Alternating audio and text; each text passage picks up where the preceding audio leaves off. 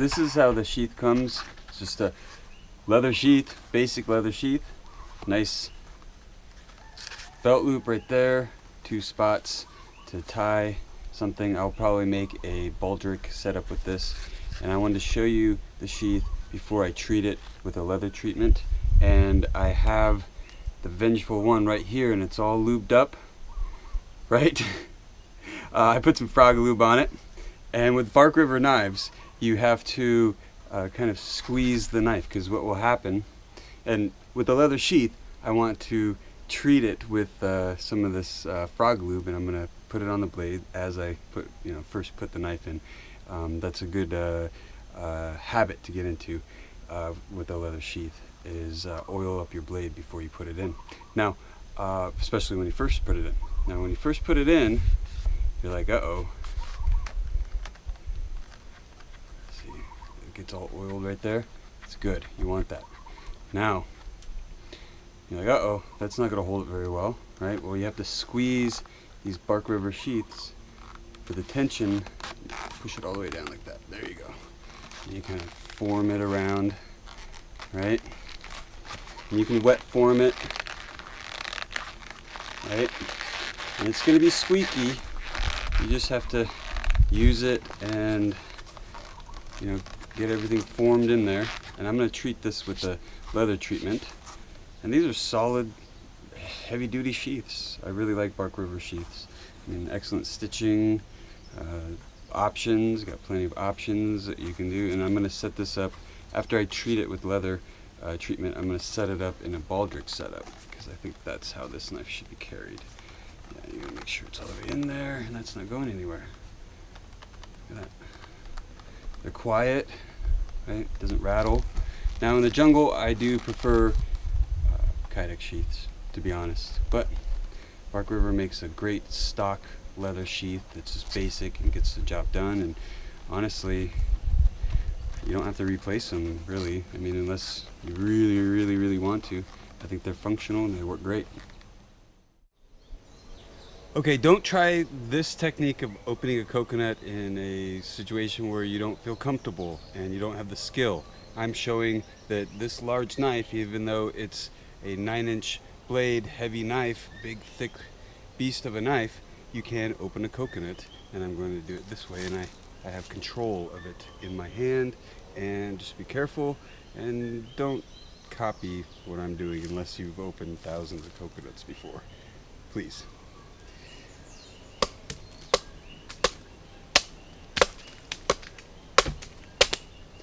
See how I'm not putting much energy in it. As safe as I can. See? Comes razor sharp from the factory. Look at that.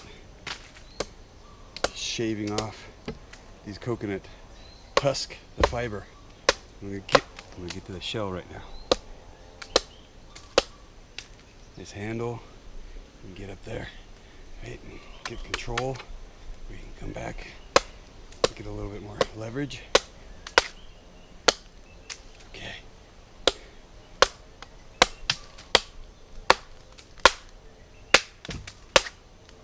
Woo. Remember, don't try this at home.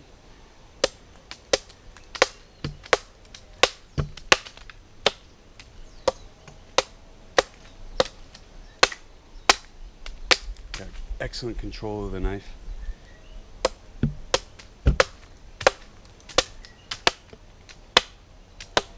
Look at that. Just shaving it. I'm taking my time shaving it off.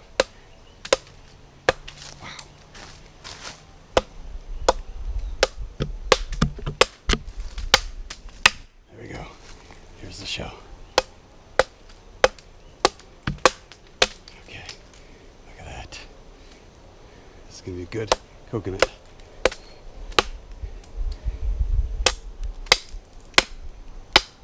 Right there. Yep. Yeah, there we go. Tip test. There we go.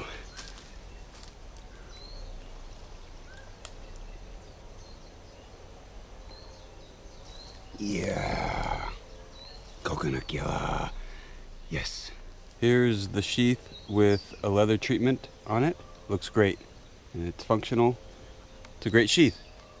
Chris at Prepared Mind 101 sent me this knife to test out, and I'm digging it so far. CPM 3V steel, full tang, nice handle. It's got this interesting like hook to it. It's like a traditional Indonesian or Filipino or Thai or Southeast Asian kind of style handle right here.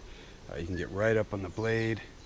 There's several positions that you can hold the knife in, and yes, dual lanyard hole. That's really nice. Full tang course.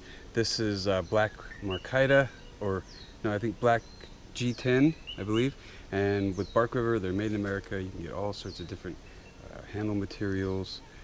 This has got a false swedge right here. It's not sharpened, and it's got a fuller convex edge, and I'd say it's a saber grind all the way up there to that saber vex grind. And yeah, man, jeez, nice. I like this is my favorite. When you want to chop, right, you want to use a large knife and you get that reach, right?